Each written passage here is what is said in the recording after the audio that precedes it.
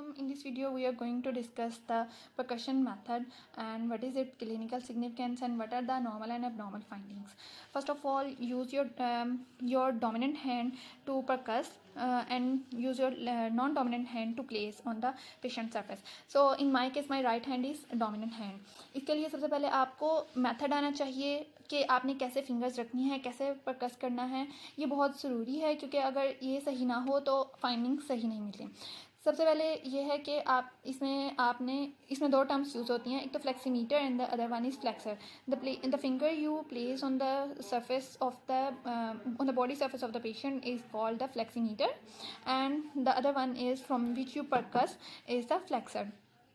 इसमें ये है कि आपने रखने के पॉइंट ऑफ व्यू से, हैंड प्लेस करने के पॉइंट ऑफ व्यू से ये है कि आपने इसको ऐसे मिडल फिंगर इसको हम मिडल फिंगर यूज़ करते हैं. और मिडल फिंगर यूज़ करने में की क्या वजह है, आप दूसरी फिंगर को क्यों नहीं यूज़ कर सकते. इसकी ये वजह है कि जनरली हमारी मिडल फिंगर है थोड़ी वाइडर होती है, थोड़ी लॉन्गर होती है, तो इजीली इसके ऊपर परकशन की जा सकती है. बाकी जो दूसरी फिंगर है उनका विड्थ इतनी ज़्यादा नहीं है, तो उसके सरफेस एरिया इतना ज़्यादा नहीं होता कि जिसके ऊपर आप परकस कर सकें. सिर्फ ये वजह है हमारी में मिडल फिंगर यूज़ करने की. ठीक है. उसके बाद आपने ये जो है मिडल फिंगर है उसको आपने फर्मली प्लेस करना है सरफेस एरिया के साथ, और इसको लूज़ नहीं होना चाहिए वरना इसकी वाइब्रेशन नोट सही नहीं आएगा. और बाकी जो फिंगर्स हैं उनको लिफ्ट ऑफ कर लेना है. और ये आपका जो पाम है वो भी इट शुड नॉट, अगर हम इस तरह दिखाएं तो it should not B touching with the surface of the patient, वरना जो आपकी वाइब्रेशंस हैं वो डैम्पन हो जाती हैं. अब अगर हमें पता चल जाए कि हम परकशन किस लिए करते हैं तो हमारे लिए इजी हो जाएगा इस बात को समझना कि हमें इतना मैं एम्फसाइज़ क्यों कर रही हूँ उसके फिंगर प्लेसमेंट के लिए. क्योंकि हमने परकशन में क्या करना होता है, दो चीज़ों के लिए हम परकशन करते हैं. एक तो हमने उसमें सुनना होता है परकशन नोट, उसकी पिच और उसकी इंटेंसिटी, उसकी लाउडनेस. ठीक है. जब आप परकस करते हैं अगर आपको ये स्पेसिफिक साउंड सुनाई देती है तो हमने ये डिफरेंट जगहों पर डिफरेंट होगी और स्पेसिफिक होगी, तो इसकी बेसिस के ऊपर हम जज करते हैं. अगर वो किसी एक जगह पे जो आ रही है साउंड, जो नॉर्मल साउंड है, वहाँ पे कोई और नोट सुनाई देगा तो वो एबनॉर्मल फाइंडिंग होगी, वो पैथोलॉजिकल. तो इसमें सबसे पहले जो हमने बात की कि हमें एक नोट सुनाई देता है. दूसरी बात जो है सिग्निफिकेंस इसकी क्या है परकशन करने की, वो ये है कि नोट के अलावा आप वाइब्रेशन फील करते हैं. जब आप इसको परकस करते हैं इधर से वाइब्रेशंस जो हैं वो ट्रांसफ़र होती हैं अंदर, और जो भी ऑर्गन है या होलो विस्टा है या फिर एयर है उसके साथ जो है वाइब्रेशन जाके रिफ्लेक्ट बैक करेंगी, और वो रिफ्लेक्ट करके दोबारा स्किन के ऊपर वाइब्रेशन फील होंगी, जो कि हमारी फिर जब स्किन ये सरफेस टच कर रही होगी स्किन के साथ, उसके साथ फील होंगी. अगर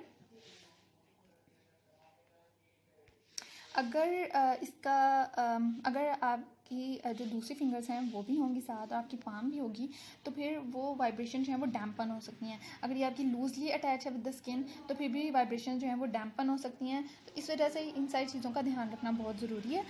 कि इसके अलावा अगर आप इसके अंदर एक और टेक्निक है कि जब आप इसको परकस करते हैं तो आपने you have to percuss it with, and then you have to lift the flexor off from the fleximeter.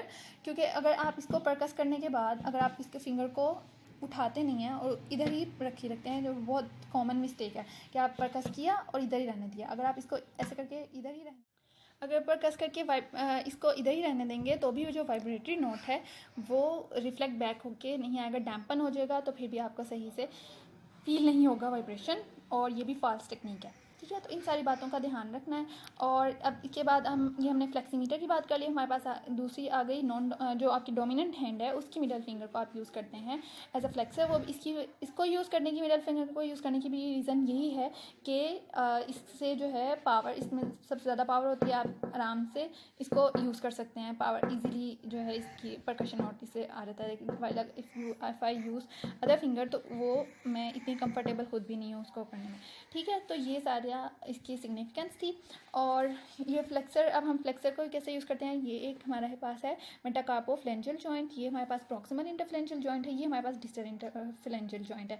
We flex the finger at the proximal interphalangeal joint. ऐसे ही हम इसको फ्लेक्स करेंगे तो ये हमारे पास फ्लेक्सर की पोजीशन बन गई. ठीक है. Now I use it to percuss on the fleximeter.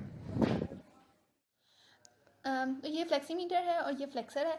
आप इसको ऐसे रख के प्लेस करके फर्मली तो फ्लेक्सर से ऐसे परकस करना. ठीक है. अब इसका ये है कि आप एक फिंगर यूज़ करें या दो फिंगर यूज़ करें, दोनों कर सकते हैं. ये कुछ प्रोफेसर्स हैं जो कहते हैं कि जी एक फिंगर से करें, कुछ दो को भी कर लेते हैं. लेकिन इसमें भी कोई स्पेसिफिक अगर हम देखें तो कोई स्पेसिफिक इसमें पीछे रीज़न नहीं है. अगर आप एक से आपके सही नोट आ रहा है तो आप एक यूज़ कर लें. ठीक है. और अगर आपका एक से नहीं, आपको दो से ज़्यादा कन्वीनियंट है और दो से ज़्यादा सही नोट आता है तो आप उसको दो यूज़ कर सकते हैं. लेकिन दो यूज़ करने में ध्यान रहे कि ये ऐसे सेपरेटेड ना हो दोनों फिंगर्स. ठीक है. ऐसे हों कि जैसे दोनों ग्लूड टुगेदर हैं. तो इस तरह दोनों ऐसे जैसे एक दूसरे के साथ ऐसे जुड़ी हुई हैं, इस तरह करके तो आप इसको यूज़ कर सकते हैं. और आपने ये फ्लेक्सीमीटर की ये मिडल फेलिंग्स के ऊपर आपने इसको परकस करना होता है. ठीक है. हमने सुनाई दी ये एक टेबल है, इसके ऊपर जैसे आपको सुनाई दे रही है एक स्पेसिफिक आवाज़ सुनाई दे रही है. अगर मैं इसको बॉक्स के ऊपर करूँगी तो इसकी आवाज़ डिफरेंट है क्योंकि इसमें एयर फील्ड है ये. ठीक है. तो ये हॉलो ऑर्गन है, एयर फील्ड है, इसकी एक रेजोनेंट सी वॉइस आ रही है. अगर मैंने इसको टेबल के ऊपर किया तो थोड़ी सी उसकी निस्बतन डल है. ठीक है. ये सिर्फ एक एग्जांपल के तौर पे है. हम इसको ह्यूमन बॉडी के ऊपर करते हैं तो सिमिलर इसका इफ़ेक्ट थोड़ा सा फील होता है कि डिफरेंट बॉडी पार्ट्स के ऊपर डिफरेंट आती है. Like on the lungs it will be resonant, on the solid organs it will be the dull, and on the hollow viscera filled with the gas it would be the tympanic. On the lungs resonant, solid के ऊपर dull, and on the abdomen क्योंकि intestine है, hollow organs हैं filled with the gas, तो आपको tympanic note सुनाई देगा. Now we will demonstrate it on our subject on the human body to see what it really looks like when we do it on the our patients. Demonstrate it on the our subject. सबसे पहले हम ये जो है thorax वाला reason है इसके ऊपर परकस करेंगे.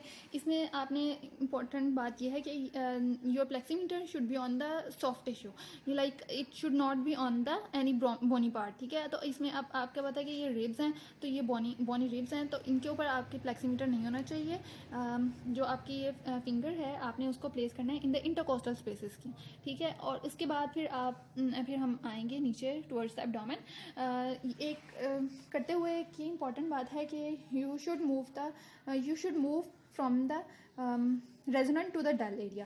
ठीक है. तो अभी अगर हमने ये तो अभी मैं जनरली एक डेमोन्स्ट्रेट कर रही हूँ कि डिफरेंट जगहों पे कैसी नोट है. लेकिन अगर आपने specifically like you have to examine the liver, percuss the liver, तो फिर आपने ऊपर से ही शुरू करना है लंग से और आपने करते हुए नीचे जहाँ पे उसका बॉर्डर आए वो करना है. तो अभी हम बाद में डिस्कस करते हैं. सबसे पहले अगर मैं इसको करूँ like I have put it in the second intercostal space just below the clavicle. The second, here is the sternal angle, then is the second intercostal space.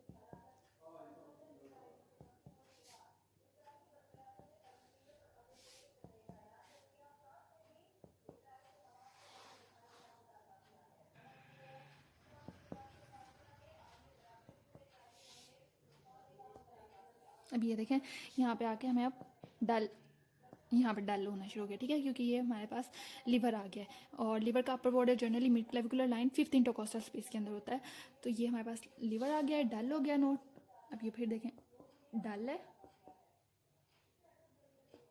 अब ये फिर टिम्पैनिक नोट हो गया.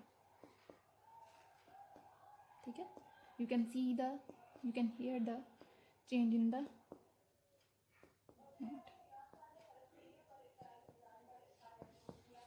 आपके नाखून कटे हुए होने चाहिए वरना इतनी ज़्यादा परकशन से जब करते हैं तो you can injure your own finger.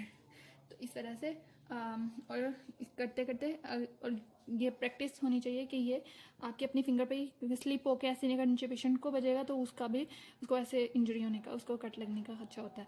तो इस बात का भी ध्यान रखना. ठीक है. अच्छा, इसमें इसकी क्लिनिकल सिग्निफिकेंस ये भी है. परकशन की एक क्लिनिकल सिग्निफिकेंस के पॉइंट ऑफ व्यू से इंपॉर्टेंस बताऊं कि अगर आप फ़र्ज़ करें आपके पास हिपेटोमेगाली का पेशेंट है, आप उसको जो है वो पल्पेट, एज यू नो के इंस्पेक्शन के बाद पल्पेशन सेकंड है, आपने पल्पेशन की तो आपको उसका जनरली तो इंटरकोस्टल स्पेस के विद इन द इंटरकोस्टल जो है वो बॉर्डर होता है. तो ये बॉर्डर इसके अगर आपको नीचे मिल रहा है लीवर, यहाँ पे करके प्रेस करने मिल रहा है, तो आपको पता चल गया कि जी हिपैटोमेगाली है, इसका लिवर इंब्लास्ट है।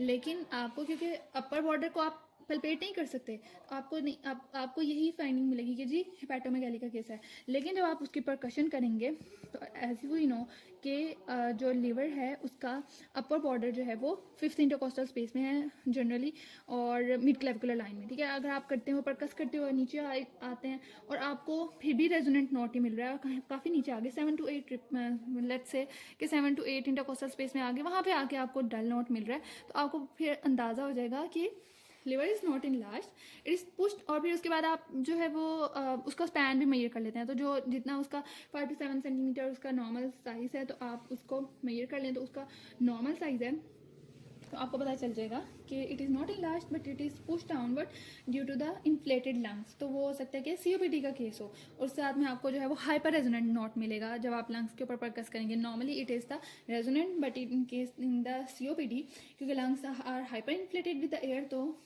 द रेजोनेंट नोट जो नोट है वो हाइपर रेजोनेंट हो जाएगा। तो ये परकशन की क्लिनिकल सिग्निफिकेंस थी। और इसकी टेक्निक में एक इम्पॉर्टेंट बात है कि जब इसको करते हुए there should be the swinging movement on your elbow, on your wrist joint, not on the elbow joint, ठीक है। तो आपने करते हुए आपकी ये इसके ऊपर मूवमेंट हो रही है, ऐसे करके आपकी पूरी एल्बो मूव नहीं कर रही, ठीक है। अब हम इस बात को हम टेबल के ऊपर अच्छे से डेमोन्स्ट्रेट कर लेते हैं, और हम ये भी देखेंगे कि कैसे प्रैक्टिस की जाए कि आपको इसकी रिस्ट के ऊपर मूवमेंट की प्रैक्टिस हो जाए। क्योंकि शुरू में जब हम शुरू करते हैं तो हमें आदत नहीं होती, तो हमारे पूरा फोरआर्म मूव कर रहा होता है, तो जो कि गलत है। तो अब हम इसको डेमोन्स्ट्रेट हम टेबल पे कर लेते हैं। इम्पोर्टेंट बात परकशन में ये है कि आपने जो है वो फिंगर टिप्स जो यूज़ करनी है, ये जो फिंगर का पल्प है ये यूज़ नहीं करना है, क्योंकि अगर आप ये यूज़ करेंगे तो ऐसे स्लैपिंग वॉइस, ये देखें स्लैपिंग वॉइस आ रही है, तो वो फिर ज़ाहिर है जब आप जो नोट है परकशन नोट है वो उसकी उसमें जो है फॉल्स रीडिंग आ सकती है, ठीक है। तो ये एडेड साउंड हो जाएगी, तो इससे फिर रीडिंग सही नहीं आएगी, ठीक है। तो आपने ये फिंगर टिप्स को यूज़ करना है। दूसरी बात ये कि परपेंडिकुलर नहीं होना चाहिए, ऐसे इन फिंगर्स को थोड़ा सा पैरेलल होना चाहिए, ठीक है। और इसके अलावा you have to use your wrist joint and you have to use the swinging movement on your wrist joint and not on the elbow joint, like you have to use ऐसे करके wrist को use करना है और उससे percussion करना है, ऐसे करके पूरी एल्बो यूज़ नहीं करनी, ठीक है। ऐसे करके आप कर रहे हैं तो ये पूरा फोरआर्म आपका मूव कर रहा है ऐसे ऐसे करके, तो ये गलत हो जाएगा, ठीक है। Your forearm and elbow joint should not be moved or slide, and the movement should mainly on the wrist joint. So again, और इसके लिए क्योंकि शुरू में बहुत मुश्किल होता है करना, और इसके लिए एक टेक्निक है कि आप इसको अपने आर्म को फोरआर्म को टेबल के ऊपर ऐसे रखें, ठीक है। और ये ऐसे आपका ये स्टिल हो गया, अब इसके यू कांट मूव नाउ, ठीक है, you can't move your forearm. तो अब इसके बाद आप अपनी रिस्ट जॉइंट के ऊपर ऐसे मूवमेंट की प्रैक्टिस करें, ठीक है। तो इस तरह प्रैक्टिस करके जब आपकी प्रैक्टिस हो जाए तो फिर then you lift your forearm above the table, from the table, and then use this. And now after practicing you can easily use the you can easily move your wrist joint and percuss, ठीक है। तो ये एक technique थी छोटी सी इसकी practice के लिए। और इसको एक और बात इंपॉर्टेंट है कि आप इसको फर्मली प्लेस करें और इसको थोड़ा सा हार्ड से हिट करें, तो आपको अच्छा सा परकशन नोट सुनाई दे जाता है, और जो कि बहुत ज़रूरी है। जैसे हमने बात की कि अगर हमारे पास लंग्स हैं उनके अंदर हमारे पास नॉर्मली हमें पता है कि रेजोनेंट नोट हमारे पास रेजोनेंट नोट आता है, ठीक है। तो अगर वो हाइपर इन्फ्लेटेड हैं तो उसमें जो है वो हाइपर रेजोनेंट नोट आएगा, तो वो इंडिकेट करेगा पैथोलॉजी, परकशन से पता चलेगा कि देयर इज़ समथिंग रॉन्ग। और अगर फर्ज करें कि कोई कंसोलिडेशन या कोलैप्स है और कोई मैस है तो उसके ऊपर डल नोट आएगा, तो वो हमें पता चल जाएगा कि वहाँ पे नॉर्मली रेजोनेंट नोट होना चाहिए, यहाँ पे डल आ रहा है, so there is some pathology, there is some problem. तो डल अगर आ रहा है तो हमें उसके अकॉर्डिंगली डायग्नोसिस DDs बन जाएंगे। अगर दूसरा आ रहा है हाइपर रेजोनेंट तो उसके अकॉर्डिंगली डिफरेंट DDs। तो इस तरह डिफरेंट ऑर्गन की डिफरेंट परकशन नोट्स हैं, और उनके अगर उधर उस स्पेसिफिक परकशन नोट के अलावा कोई और परकशन नोट है that will indicate pathology and उसके अकॉर्डिंगली डिफरेंशियल डायग्नोसिस होंगे, जिससे हमें हम अपने डिफरेंशियल डायग्नोसिस को रूल आउट करने में on the basis of the history and other examination rule out करने में मदद मिलेगी. सो I hope you find it beneficial, and if you find it helpful, then do share with the others. Thank you.